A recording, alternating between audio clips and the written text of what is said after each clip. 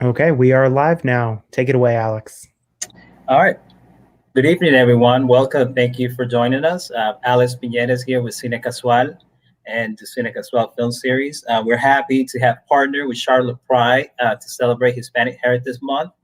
And we have been highlighting queer Latinx film during the month. And we hope you enjoyed it. If you have not seen them yet, go to Charlotte Pride's website so you can learn a little bit more about it, see where you can watch each one of them.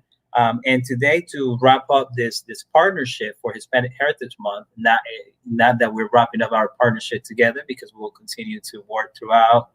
We have been fans of Real Out for a long time. So today we are celebrating Mucho Mucho Amor, a film about Puerto Rican astrologer Walter Mercado, and is a film that also highlights and celebrates the diversity in the Latino stories and Latino community. So I think that I will not want to give too much away because we have a wonderful conversation with one of the directors, Kareem and Danielle. So if you can please join us, and I will leave you with the two of them to enjoy their conversation. Thank you so much, Alex. Hello, everyone. My name is Daniel Valdez. I am the president of the board of directors for Charlotte Pride, and my pronouns are he, him, his. And I'm very excited to be having this live Q&A with Kareem Tabsch, and I'll introduce Kareem in just a moment. But as Alex mentioned, this is a celebration of capping off our month-long celebration of Hispanic and Latinx Heritage Month. So we're very excited. As Alex mentioned, if you want to see the full list of films and documentaries that we've highlighted throughout the month, please go to charlottepride.org and you can find that there. We do, from Charlotte Pride perspective here, we also want to thank Cine Casual for their incredible partnership, for always thinking about us, and we look forward, as Alex mentioned, to continue to working together to bring additional programming and additional things to the community here in Charlotte. So thank you, Alex and Giovanna at Cine Casual for that as well. And of course, none of this would be able to happen without our amazing staff at Charlotte Pride that's really works really hard to bring together and curate programming for our community, particularly during this time where all of the programming has gone virtual. And so thank you to Matt, to Jerry, and to Nada, and to all of our volunteers and our board of directors and our supporters, our sponsors, who really help us do this work. And finally, before we get started, I just want to remind you all that this is also going to lead into Real Out. For many of you, you are familiar with our film festival, Real Out. We are the only queer film festival in the city. In this year, it's going to take place virtually, given everything that's happening. And it's going to start this Friday, October 23rd, through Sunday, November 1st. Tickets are now on sale, so please check out the full lineup. We have some amazing queer films and documentaries that we're going to be showcasing throughout that week. So please make sure you get your tickets to support Charlotte Pride, to support Real Out, so that we can continue to provide these kinds of programs. And we look forward to seeing you all in person, hopefully in the very, very near future. So now to the task at hand here. Let me introduce our guest tonight, Kareem Tabsch. Welcome, Kareem. I hope you're doing well. Thank you so much. It's such a pleasure to be with you all. Great. So thank you for allowing us to have this conversation with you.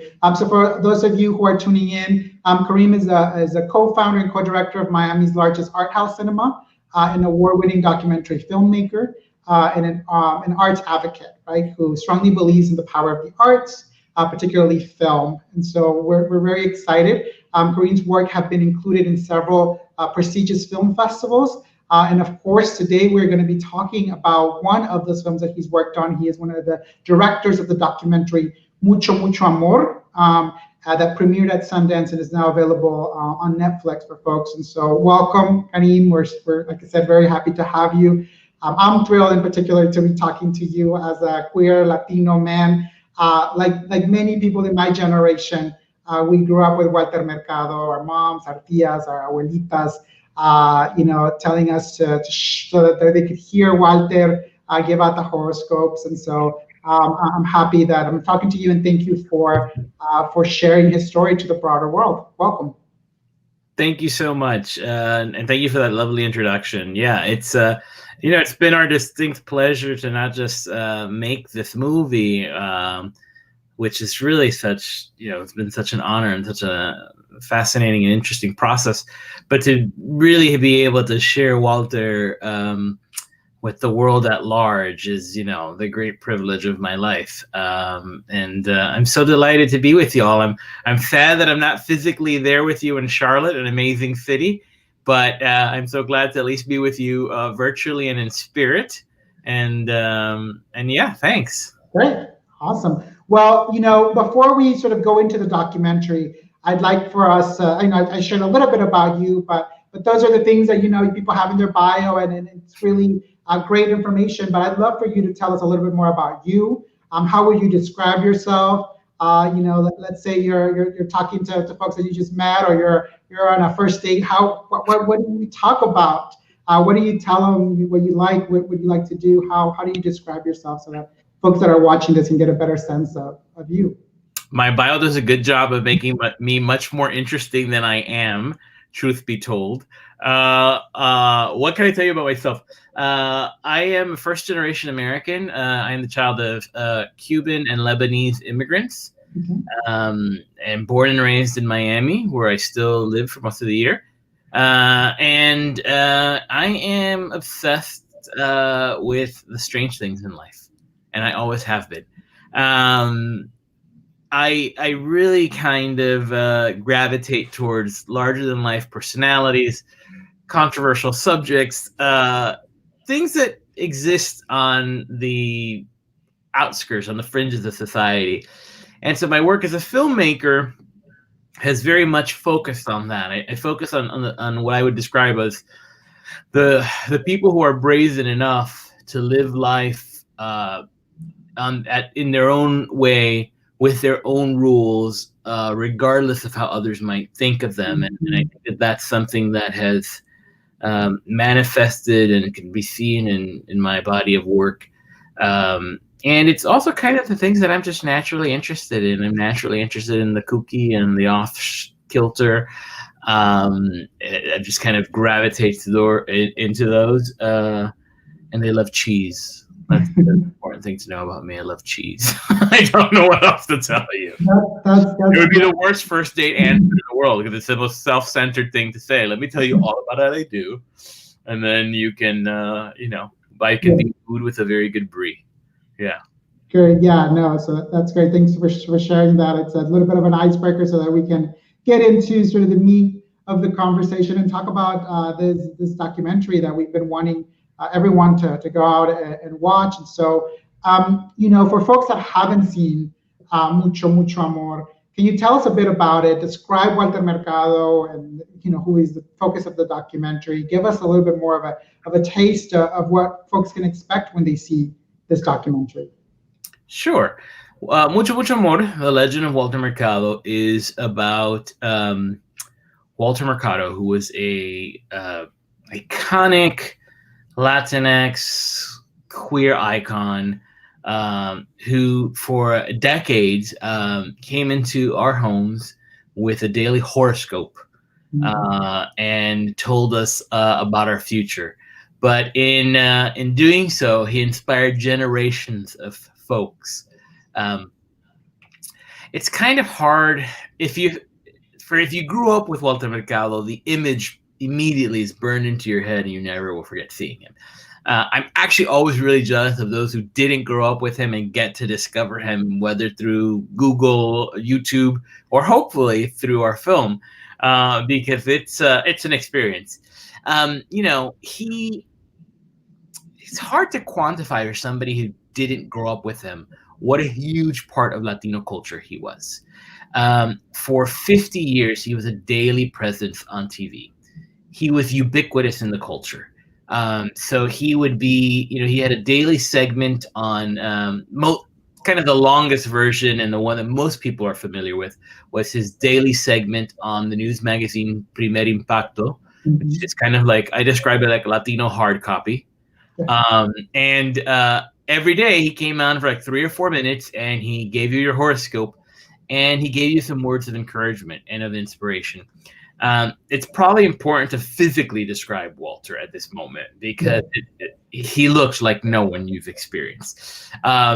His look was very ornate. He wore elaborate capes and robes, tons of jewelry, lacquered on makeup, feathered hair. He was really out there in the fact that you've never seen anyone who looked like him. And Latino and Spanish language television in particular, another thing that really made him stand out is he played with the notions of masculinity and femininity. What is a man? What is a woman? I mean, I think for a lot of folks of my generation and younger, we didn't know. Was he a man? Was he a woman? Was he from this earth? Now today we have expressions and terms for that, like gender nonconforming or genderqueer. And, Walter existed in that space and inhabited it before we had those terms. And he was super, super famous. Aside from his daily horoscopes every afternoon, you really could turn on the TV on any given day. You'd see him do his predictions. He was on radio every morning. He had newspaper columns in over 150 newspapers throughout the country in Latin America. His daily predictions. And then he was a guest on shows like The Cristina Show or Sabo Gigante, the kind of these really big Latino staples. And then at nighttime, he was parodied on the comedy shows or the late night shows. Somebody did imitation. So it's kind of like everywhere you look, there was Walter Mercado. At the peak of his fame, he reached 120 million viewers a day. That's like the Super Bowl every day. And if you're Latino, you kind of know these things. You know what a big deal he was. But for those who are just discovering him, it's a wild ride. We like to describe him as like one part Mr. Rogers meets Oprah, but dressed as Liberace, and then throw in a little Big Bird. And that's Walter Mercado.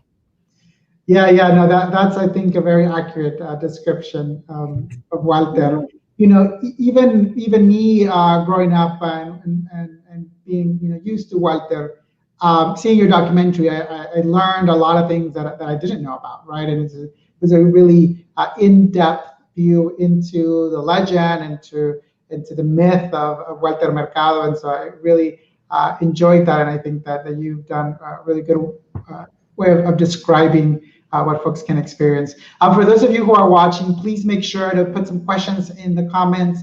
If you saw the documentary, please share some of your thoughts on it and some of your favorite scenes of it as well, or anything new that you learned. Feel free to comment there, and we'll be hopefully have some time to get to those questions as well. So tell me, how did you end up working on this documentary? Like, how did that happen? Particularly because one of the things that the documentary explores is Walter being gone for such a long time, right? And like so many people kind of like, where did he go? And he just sort of disappeared. And so how did you stumble upon doing this documentary? Can you tell us a little bit more about that? Yeah, certainly. So I was just finishing my my first feature doc, which was called The Last Resort. It's a look at 1970s South Beach in Miami, when it was the largest epicenter of Jewish retirees in the country, and it was just ready to be released. And my favorite times in filmmaking is when I start a project and when I finish a project, and then I start getting the itch to do another thing. And I was, just kind of thinking about what my next project would be. And that's a process that takes a lot, and I draw inspiration from many different places. I have a good friend, Andrew Evia, and Andrew said, you got to meet my friend Alex Fumero. You guys would like each other. Alex is from Miami.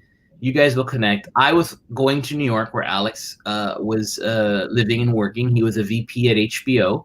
And so he connected us, and we met in Bryant Park for lunch and just to get to know each other. And I instantly loved Alex because he's a great guy and very, very funny. And he's like, well, what are you doing? What's going on? What are you excited about in life? And I said, I'm really excited is that I'm going to Walter Mercado's estate sale in Miami in a few weeks. Walter had kept an apartment in Miami, for 30 years. And he had announced that he was going to sell it and then sell the belongings inside the apartment. And so being like super chismoso, like really, nosy, I wanted to see what Walter Mercado's apartment was like. I wanted to try to score myself a cape. Okay.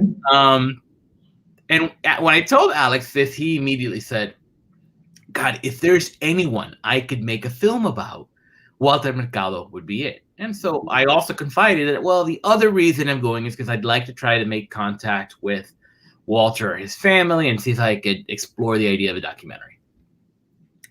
And Alex said, listen, if there's anything I could do to help you, count on me. Let's talk after you go to the sale and we'll figure it out. So I went to the sale and I met Danette, one of Walter's nieces. And I kind of gave her the really quick elevator pitch. I'm a documentary filmmaker. I love Walter. I grew up with him. I'd love to do his story. And she just, heard me out. And she said, oh, okay, that's interesting.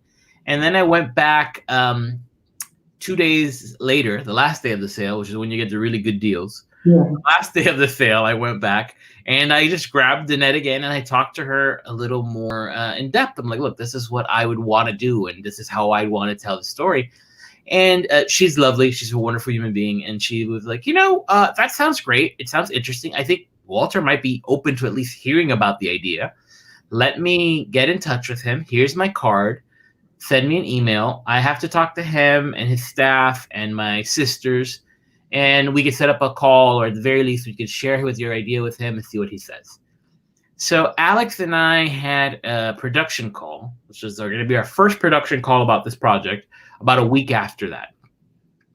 Half an hour before that call, Christina Costantini, who had worked with Alex at Fusion, gave him a call and said, I hear you're obsessed with Walter Mercado. I am too, and I want to make a movie about him. And Alex said, you're not going to believe this, but I'm already making a movie about him. I have my first production call with the director in half an hour. But I think you two would get along, and you have probably a similar sensibility. So why don't I ask him if you could join the call? And so that is exactly what happened. I got a text message, and I said, sure, let's talk. So a 45-minute phone call later, without ever having met each other in person, Christina and I decided that we would co-direct the film and that Alex would produce it. And now the only thing we had to do was convince Walter, which was kind of another, that was the hard part, right? That was the part that we suspected was going to be really hard. We sent out a very carefully crafted email pitch describing what we wanted to do to Danette. She forwarded it to Walter and the team, and they got back to us. They said, look, he'd love to set up a phone call. So we set up a call with Walter, and Walter was living in San Juan, in Puerto Rico, and I was in Miami, Alex was in New York, Christina was in LA, I think, at the time. And I remember that the phone call was one, we were very excited. We rehearsed what we were going to say and all the things how we were going to answer questions that were going to come up. And the phone call was on a speakerphone in their office, and there was 6 people, easily 6 or 7 people on Walter's side on the speakerphone. And like true Latinos, everybody was talking at the same time. It was like Latino parrots. It was like, ah! And I say this as a Latino. I know, like, my people, I mean, you couldn't hear or understand anything they said. Finally, they kind of calmed down, and Walter's voice came up, and he introduced himself, and it was very exciting. And we gave him the pitch, and then he went quiet for a few seconds, and then he said, "Okay, I'm interested, but I have one important question. What are your astrological signs?" And I have to tell you, of all the things that we thought would come up, that was not one of them. We were kind of dumbfounded that was a question. Christina and I are both Libras, and Alex is Sagittarius. And I guess that was the right answer, because he said, okay, I'll do it. The stars aligned. It was, as Walter would say, that according to the stars, it was perfect. And you know what? I think he's right. Great. No, that's a great story, and I think that these are the kinds of things that make these sort of Q&As with directors so enriching, right? Because now when you see the film, you're able to appreciate it so much more. So no, thank you for sharing that. I know someone asked on the comments how many capes did you end up getting at the estate sale? Did you get any swag, any Walter Mercado memorabilia? As it turns out, poor filmmaker budget does not equal affording Walter Mercado capes. Yeah. So I came home with no capes. I did come home with a variety of different tchotchkes. So I was very excited to say that in the guest room of my house, I have La Virgen de la Caridad del Cobre, which is the patron saint of Cuba. That was in Walter's bedroom, and I have a crucifix that was in Walter's living room. And I have, what else do I have? I bought a couple of other things. And then I bought a lot of like weird half-broken tchotchkes that I gave to all of my gay Latino friends. Like plates that were chipped, or a teacup that had a broken handle. Because those were all like in a pile. I'm like, I'm going to take 6 of these and give them to people and be like, this is from Walter Mercado's house. Enjoy it. And those friends have them now in their house. I have a saint, I have the crucifix, and I think I might have a book too. You kept all the good stuff. Yes, that's right. I kept the good stuff. Of course. I'm not that selfless. Yeah. That's great. So you told us about how you got to get to follow Walter Mercado around and to interview and spend so much time with Walter. But I'm sure that just like on that call where you weren't expecting that question, what surprised you the most? I'm sure there were moments while you were filming this documentary or things that you showcased that surprised you or that you weren't expecting. So what surprised you the most about the documentary, either about Walter Mercado or about his story or anything in particular that you think really surprised you? Yeah, that's a very good question. It's hard because there's so many things. I think that the first thing that is the most surprising to me and to other people was that the Walter you saw on television was the Walter when the TV was off too. He was the same person. I think a lot of us, and even us as filmmakers, when we went into it loving Walter, this character that we'd grown up on television, but we fell in love with Walter, the person as well, because we soon realized that it wasn't an act. There was not another shoe that dropped and all of a sudden he was like bitchy or mean. It's quite the opposite. He was just as lovely and as magical and as wonderful and entertaining as you saw when he was on television. I say that the only difference is that he was just maybe a little less shiny, like he wasn't hanging around his house in like the sequence robes and the tons of jewelry and the tons of makeup, though there was always a lot of jewelry and a lot of makeup. It was just it wasn't at TV level. And I think that the other thing that I was surprised by Walter, the other two things that we all were kind of surprised by Walter, was one, how smart he was. He was really one of the smartest people I've ever met. He was super educated. His house was like a library. I mean, basically every room in his house had books floor to ceiling. But in the kind of like the more casual living area, all of the walls were floor to ceiling books. And he was just such a smart and educated and cultured person. He could talk to you about any religion in the world, but he could talk to you about history, about sexuality, about opera and culture. He could talk to you about politics. He could talk to you kind of about anything. And I think that is something that maybe didn't always come through when you saw him on a TV show or when you saw him doing his segments. And the other thing is that he was incredibly, incredibly funny. Just a great sense of humor. I mean, we laughed so much with him. And he was in on the joke, like He took what he did very seriously, and he respected and took his audience very seriously, but he didn't take himself that seriously. He was able to laugh at things. I think you see it in the film. If you haven't seen it, there's moments where he says, "These little stupid things I do," and it's because he was in on his own joke in a sense. I don't think that not that he thought he was a joke, but he had a good sense of humor about kind of how over the top he was. I mean, and that combination also proved just how brilliant he was, because he was smart enough to know that what he was doing and how he presented himself was important to get the attention of the people that were viewing. And he also was smart enough and funny enough to know that he could use his sense of humor as a way to deflect from really difficult conversations and difficult questions. Yeah. And I say this as somebody who asked him a lot of difficult questions. He always knew how to kind of just, slip around it with a really funny answer or something incredibly charming and throw you off. I mean, he was a master at it. There was no getting. And I got very frustrated, and I would have these conversations with him. I'm like, you have to be more candid. But all of that was because, he was just brilliant. He was just brilliant. Wow.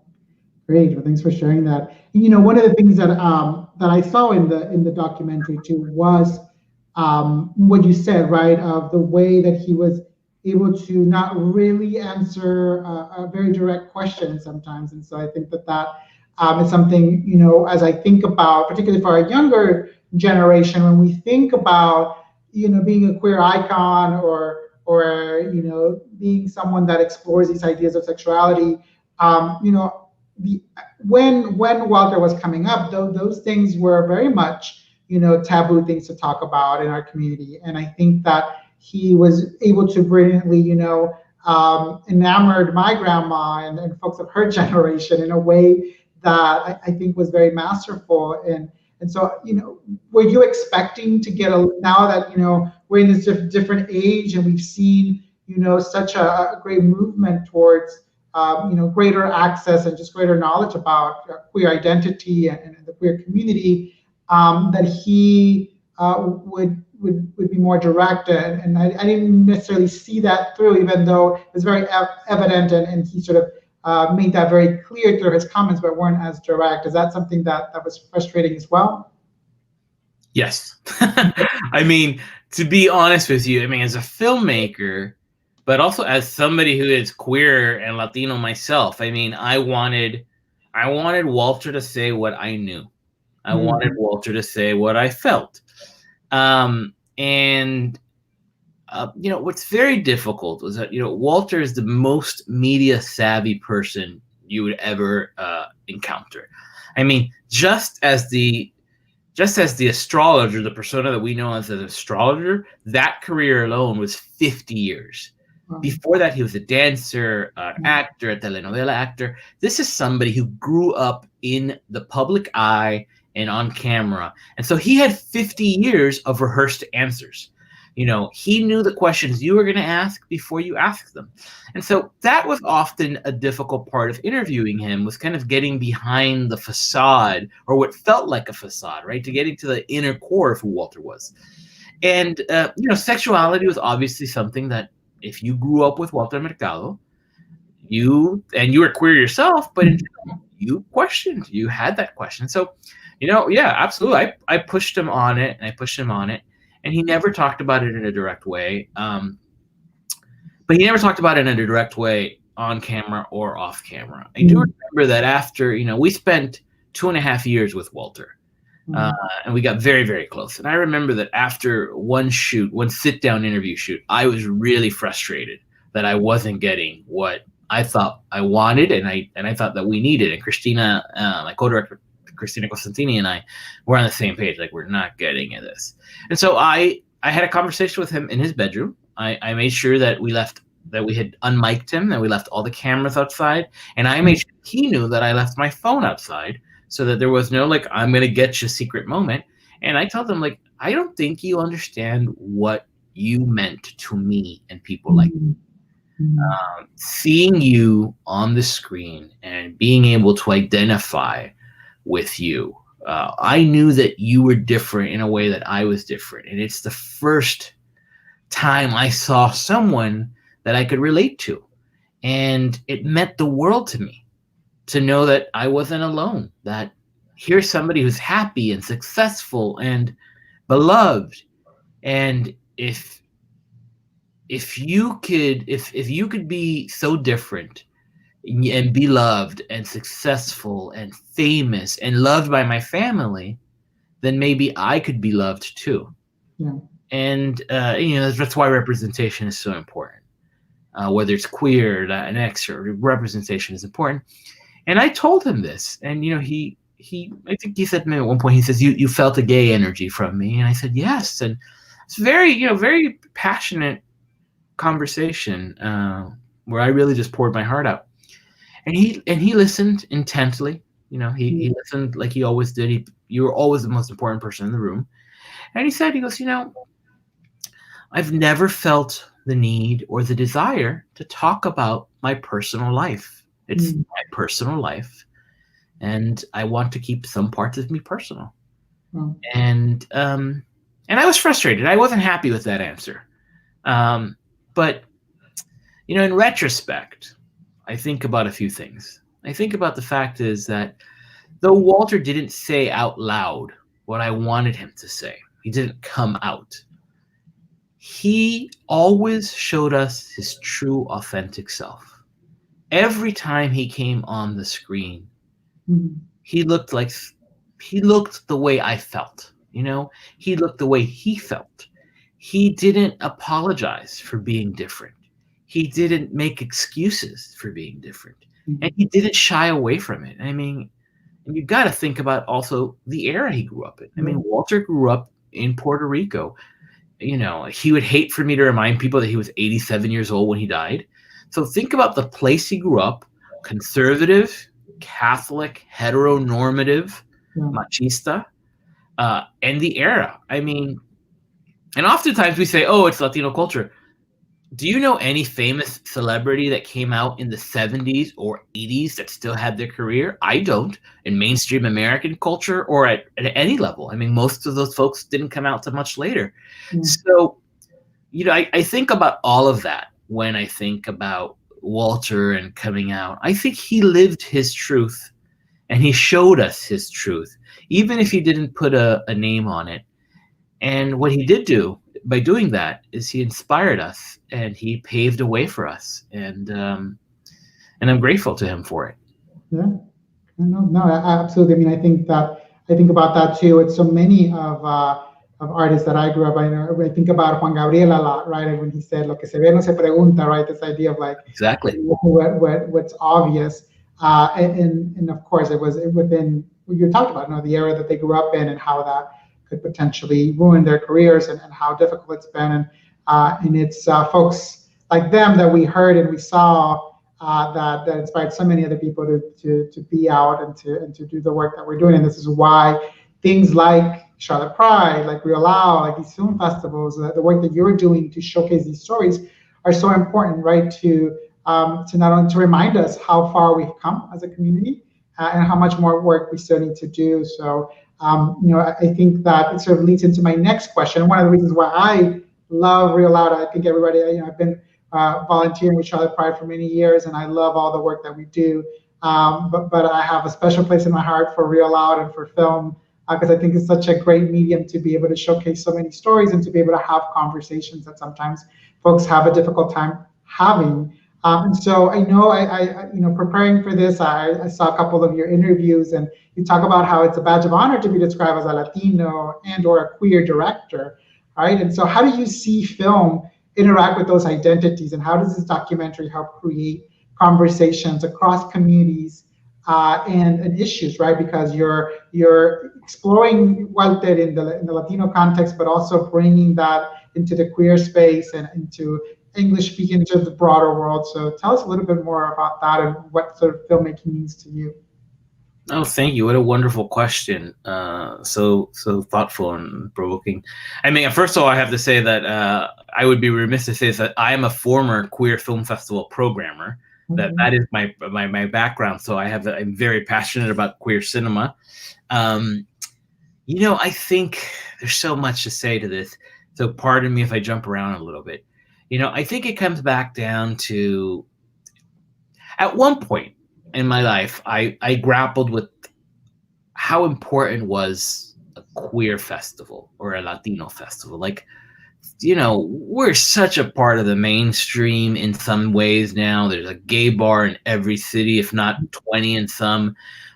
We have RuPaul's Drag Race. We have gay marriage. And obviously we have a long way to go, but we were more front and center than we ever have been. And I would always say, do we need queer film festivals anymore? Do we need Latino film festivals? And I think that, I think asking those questions are important, and I think it's healthy. You should question everything. And, it came down to for me, it was like, yes, because representation is important. It's not just about the mainstream folks seeing queer people or Latino stories or African-American stories or Asian-American stories. It's important that we see ourselves. It's important that I just turned 40 a few weeks ago. It's important that the person that's half of my age or a quarter of my age sees themselves reflected. Because, being who you are sometimes is very lonely, depending where where you come from and where you're at. I mean, while I think coming out is much easier today than it might have been 20, 30, certainly more than 50 years ago, we still grapple with things. And what's my life going to be like? Who am I? What's my culture? How does this affect who I am in my future and the way I move through the world? And by seeing our stories, which are eclectic and varied, they're dramatic, they're joyous, they're sad, they're celebratory, they're thought-provoking. By seeing ourselves and those experiences authentically reflected on the screen in our own voices, told from our own perspectives, I think it's incredibly important as we navigate the world, and as we see ourselves and know that tomorrow is going to be different, but we're not the only person who went through this, and I think that that's true as a queer person, as a Latino person. I mean, representation is extremely important. We should, the media we consume, the art that we create, the spaces that we inhabit should be as diverse and as eclectic as the fabric of the country and the society that we live in. And it's incredibly important. And I think film is a really unique opportunity. I always say that films change communities and they change lives because they're able to pull you in and reach you in a way that other things don't always do. You don't always want to hear an activist or a preacher or certainly not always a politician. I mean, you don't always want to always be lectured at or spoken to. You don't always want to hear like a fat guy like me on your screen right now telling you these things. But sometimes you're willing to sit down and watch a movie for 90 minutes. And in those 90 minutes, if the filmmaker has done their job, you can be transported to another world, another society, another place, another time, another experience. And I think that film is magical in that way, in a way that few art forms are. There's no barrier to entry other than the cost of a ticket. And hell, these days, it's no barrier to entry more than like a click of a remote. You're able to go to places and experience things that you otherwise wouldn't have. And hopefully learn and be inspired and be entertained. Sometimes all of those things at once, sometimes just one of those things. But I think that the magic of film is that it shares a common humanity across cultures and across worlds and across lives. It reminds us that we can celebrate and honor our differences and recognize our commonalities. And I hope that we could continue doing that. I mean, it's really, I think that the key to a better world is us better understanding one another and better appreciating and supporting one another and accepting one another and ourselves. So I think that film does that in a way that no other medium can. And yeah, I'm so incredibly privileged to be able to work in this medium. And I do it first and foremost because I'm a film lover. Great. Well, thank you. I mean, I think I echo a lot of those sentiments and why I love film so much. And it's something that I think brings communities together. So we're running up on time. I thank you so much for all of the time that you've given us already. One last question before we wrap up. And the chismoso in me as well wants to know, what are you doing next? Yeah, right. Can you share a little bit about what you're working on or what you would like to work on next? It's been a crazy year. And what hopes you have for the future for 2021 and beyond? Thank you for that. It's a great question, and I unfortunately don't have a very direct answer. I think what you will probably know that every filmmaker will tell you the same things. I don't have anything that I can really talk about. There is a project that I've been working on for a couple of years. It's a documentary on a photographer named Bunny Yeager. That one's already been announced, so I can talk about it. I'm co-directing that with my friend Dennis Scholl. It's a phenomenal story about a pinup model turned photographer in the 1950s when she was one of the first female photographers, and she shot female nudes. And so she's an early contributor to Playboy. She helped popularize the bikini in American culture. She helped discover Betty Page. So we've been working on that for some time, a little derailed by 2021. And thankfully, after the release and success of Mucho Mucho Amor, there's been a lot of other projects that have come up. I'm glad to see that there's been some interest. So I got a couple of projects in development that I'm working on. Some that exist in the queer space, some that exist in the Latino space, and some that exist in both. I am dedicated to telling our stories. I am dedicated to telling the stories of our community, our queer community, our Latino community. I'm dedicated to shining a light on those folks that are often ignored and not talked about or not considered. I want to continue making work that celebrates who we are and where we've been and where we're going, and that celebrates folks that are not celebrated. And that doesn't necessarily mean only films that are homages, but just kind of that shine a light on the kind of full eclectic fabric that is the United States. And so I got a couple of things in the works. I hope that something will be announced before the end of the year. I'm not so sure. It's a very weird business to be in. It's a very weird time to be existing anywhere.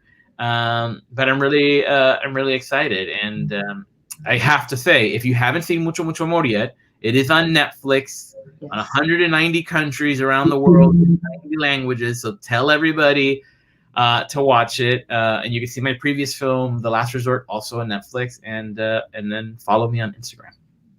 Great. Well, thank you. Thank you for sharing that. And if it's a queer film, well, we hope to have you at Real Out. I know Cine Casual loves all the Latino films, and then we always collaborate to do those intersections as well, like we are doing tonight. So we hope to see much more of you. We hope to stay connected. We hope that folks here in Charlotte get to know you a little bit more in your work, and that we can continue to share these kinds of stories. So Kareem, thank you so much for spending some time with us and for sharing your story with this documentary.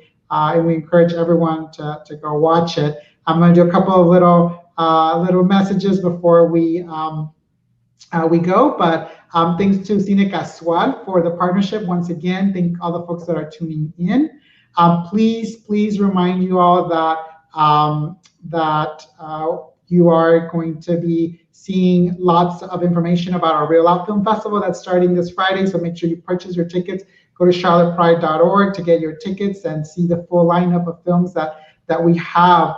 And there are, I would not be an advocate for our community if I did not remind folks that it's election season. Please go vote, vote early, make your plans to vote. Tell your friends. If you're in North Carolina, please make sure that you go out and vote, because it's going to be very important that everyone votes and that our voices are heard. And again, thank you so much, Kareem, for being with us. For the last words before we say goodbye. I'm hearing that Latinos in North Carolina are receiving mail with Mucho Mucho Amor to vote. I am very, very jealous that I'm not in North Carolina and don't have one of those. But absolutely the most important thing, that if you take away anything, if you agreed with anything I said today about representation, put the effort in, go vote, vote early, vote, stay safe. Thank you to Cine Casual. Thank you to Charlotte Pride, and thank you to Real Out. It's an honor to be here. Thank you all for the work that you're doing and for inviting me to be a part of it. Thank you. Muchas gracias. Thank you, everyone. Gracias. Bye.